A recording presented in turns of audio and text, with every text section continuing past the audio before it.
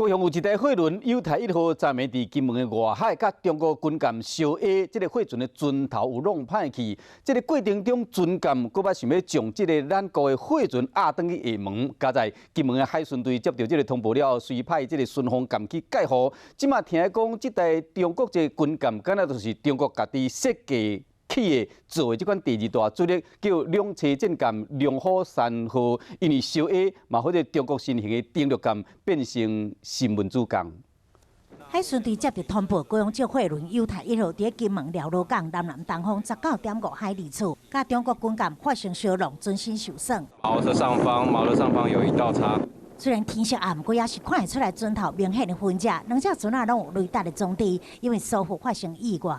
是双方因为航线交叉，那在接近的时候又没有透过无线电来协调以船头对船尾的姿态互碰。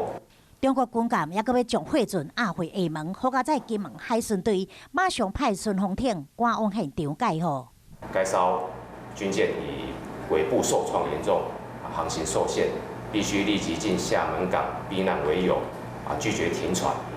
那之后就与巡防艇断绝通联。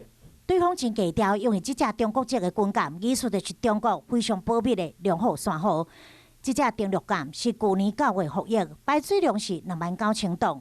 只差中国上大辽宁号会当载900外人甲6架直升机。其实对去年伫上海号名受记了后，中国军方就一直保持低调。虽然目前为止也无多确定是不是就是龙虎3号甲台湾货轮发生相撞，不过嘛因为这次的事件，互中国新型的登陆舰意外登上版面。